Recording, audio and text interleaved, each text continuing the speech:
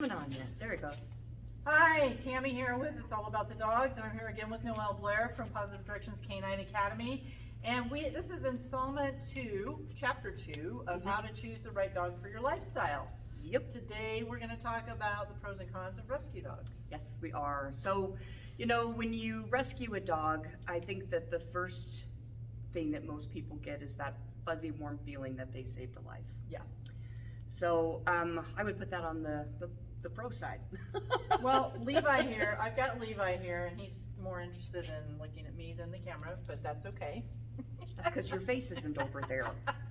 He is, he's a purebred English setter that was found in a shelter in Utah, and he was on death row. Wow. So, yeah, and Good Samaritan, Darlene, that does a lot of rescue transports, called me and said, hey, do you want this dog? Well, what am I going to say? Of course I want that dog. How old was Levi when you adopted him? We're not sure. So that's one of the cons about getting a rescue is you don't know exactly how old they are. It's a crapshoot. It's kind of a guess. Yeah. Because he was picked up as a stray. And so he might have been about a year or two old. We're not sure. That was in 2013. And so I've had him for 8 years this month actually. So. Right. Well, and it seems like a lot of people get puppies because puppies are cute. And then they outgrow that puppy cuteness right about 4.5 to 6 months of age when they start to develop those adolescent characteristics where they stop listening to you, they start chewing and getting destructive with stuff. Yep. And, people are not quite sure how to deal with that, and it's just easier to send it on down the road, unfortunately, rather than working through those problems and trying to figure out how to make that dog the best that it can be. Sure. So when you get a dog that you're adopting from an agency or a rescue organization, you may not know the history behind that dog. No. Yeah. And just because a dog doesn't act quite right, or maybe they act a little bit fearful, doesn't mean that that dog was abused. It could just be lack of socialization. Perhaps the dog was left in a backyard all the time and never really got the opportunity to go out and explore the world. And then when they do get out and they see the world, it's a great big scary place. And that attitude can come across as this dog was beaten when they really weren't. Well, and we suspect, because Levi's a hunting breed, that a couple of things that are suspicious is his teeth are worn off. That looks like he might have chewed on a crate. Gotcha. The vet thought that it looked like maybe he chewed on a wire crate, so he'd been crated a lot. And his tongue is ripped in half, partially, about that far. It's very jagged, and it also could have been ripped on a fence or a crate. The possibility that they didn't pick him up was because maybe he wouldn't hunt. That's my suspicion, because he is a giant couch potato and he has no interest in hunting. so they, he ran off and they were like, well, good riddance. See you bye. So, and that's another thing. Some people get a dog for a purpose and it doesn't work out, and they didn't get them from a reputable breeder. So the breeder's long gone, or they don't know where to get in touch with them like they do a reputable breeder. And so they end up in a shelter like he did. And he's an amazing dog. I love him so much, but he's not even remotely interested in hunting, and that's fine because I don't hunt. So there you have it. Right. So, you may be one of those people who feels very strongly about buying a dog from a breeder. There's nothing wrong with rescue. I think that it definitely has a time and a place, and it's important for those dogs that end up in situations that they have no control over, that there's people out there that are willing to take on that whatever issues they might come with, that they come with this big loving heart and a home that's open to whatever they're willing to put up with. Exactly. And I am in favor of both, buying a dog from a reputable breeder and getting a rescue. And you can attest to this, in most cases reputable breeders will work with rescue groups to rescue their breeds. There's a lot of breed-specific rescues. Yes, I'm a breeder. I breed Pembroke Welsh Corgis, and I'm involved in Corgi Rescue, but I've also transported dogs of other breeds for people. I think it's really important that we make sure that every dog has a safe place to sleep at the end of the day. Yeah. So I think that that's our major goal. So how do you find a rescue organization or a place where maybe you decide that a mixed breed is okay and you don't really need the predictability of what you might be getting in a purebred dog? Where would you go? Well, there's the local shelters, which they're fine. They're okay. They're good. I mean, they do serve a purpose for sure. I like some of the rescues that use foster homes.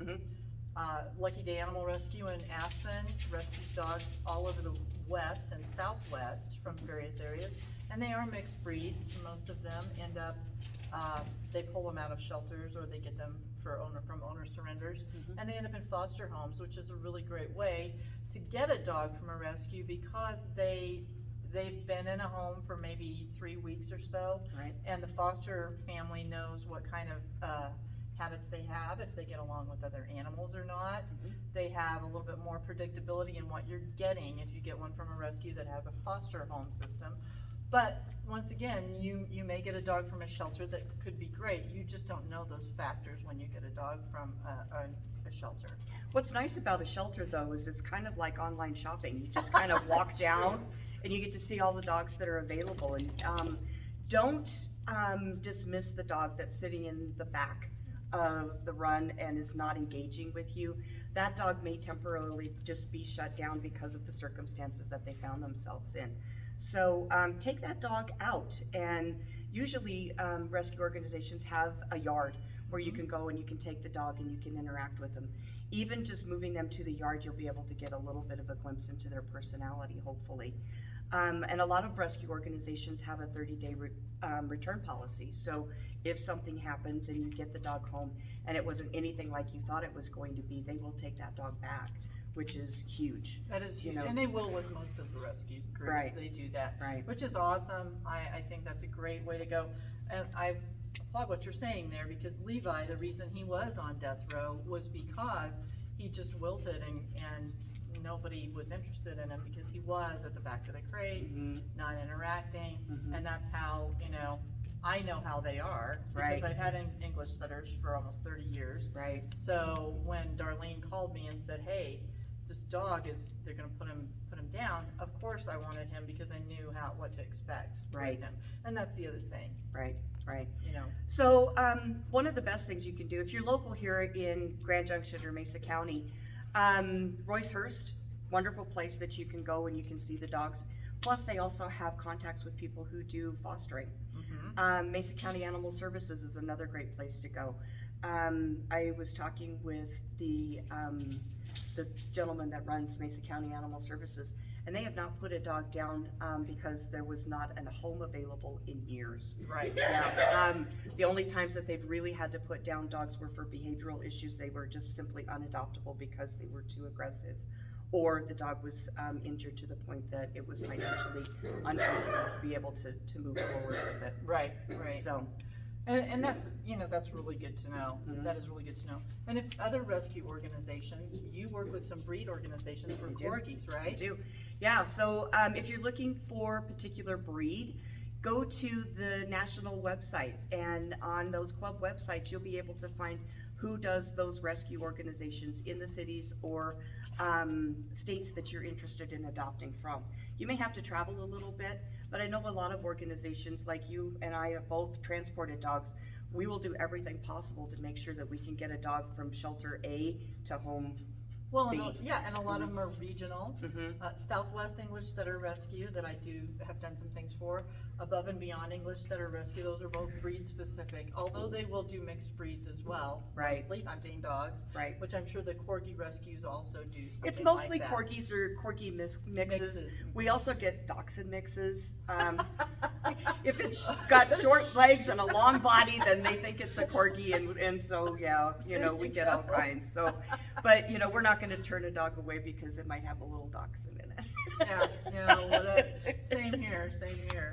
So there's a lot of pros and cons, to think about, and what your commitment level is gonna be. Right. So when you go out and you're getting ready to rescue, one thing I want you to think about is make sure that you give that dog time to acclimate. The first month or so is really critical. And one thing that you might consider doing is getting into a class within that first month. Maybe the dog does know how to sit and down and is really polite on a leash. But that class is going to help build the bond between the two of you. It's going to help definitely your is. dog understand what your commands are. It's going to help you be able to be more fluent with helping them understand what the expectations of. There's a show that's out called Naked and Afraid. And I don't know if anybody's ever seen that, but I kind of liken the precept to that as a poor dog getting adopted. In Naked and Afraid, they take everything that you own away from you, so you don't even get your clothes. And then they drop you someplace, you don't know where you're at, and you've got to try to find civilization. And you're in a different place, maybe a different country even, so you don't speak the language, you don't understand the customs, and you have nothing. And I can only imagine that's what a dog feels like. Probably. They don't have anything. They're naked, they're afraid, they're in the back of the run, and it's gonna take them a few months to come out and really show their true selves. Well, and to start to trust you because you don't know where they came from, what their circumstances were before. Right. And so there's always a lot of adjustment time for that. Right. And I can attest to that because I've brought all of my, and I've rescued several dogs as well as gotten a purebred from a breeder. But, you know, I've brought them all to classes with Noelle because you don't know what they don't know. No, you don't. So. And you don't know how they are around other dogs. And Exactly. you don't know, maybe they were great with the dogs that you may have at home or the other dogs that they've seen, but maybe they've got a thing against black poodles. Or you just, totally be, you just you know? never know Exactly. what kind of issues that dog's gonna come with. And having somebody who is versed in dog behavior and able to help you work through those things, especially during those early first months, I think is really important. And here's the thing, even if you think you know you're versed in dog behavior, you're not. I'm gonna tell you this from experience. I mean, I have had dogs my entire life, but getting a dog, sometimes you've got blinders on or you don't really realize some things, and coming to see someone like Noelle, where she can look at them from a different perspective and see what's really going on. Right. Sometimes you just don't have that because you're too close to it. Yeah, and it's easy to get too close to it. It's easy to make excuses for behavior because you assume that the dog may have been hurt, injured, abused, whatever the case may be, and it could be true. Could be. But your dog's not going to recover if you're making excuses for the behavior. Right. So the most important thing is let's stop making excuses and let's work on getting that dog healthy. Yep. Yeah, mentally and physically. Yes. Yep. And there's so much more we can talk about. Oh yeah. Because Oh, yeah. we We could could go be on on here for and like on an hour, but you probably don't want to watch this if you've gotten this far for an hour. Yeah. So we're going to break these segments down into short little tidbits. Yeah. Yeah. So next week we'll be back and we'll be talking about something. I think else. let's talk about buying from a breeder next week. That sounds like a great idea. Okay. Yeah, great. Wonderful. So if you want to sign up for classes with Noelle, there's a link below, and there's some other helpful links that you can find below in the description. Please mash the like button if you found this video helpful, and subscribe to our channel. Absolutely. Have a great Thank you week. guys. See you next time. All right.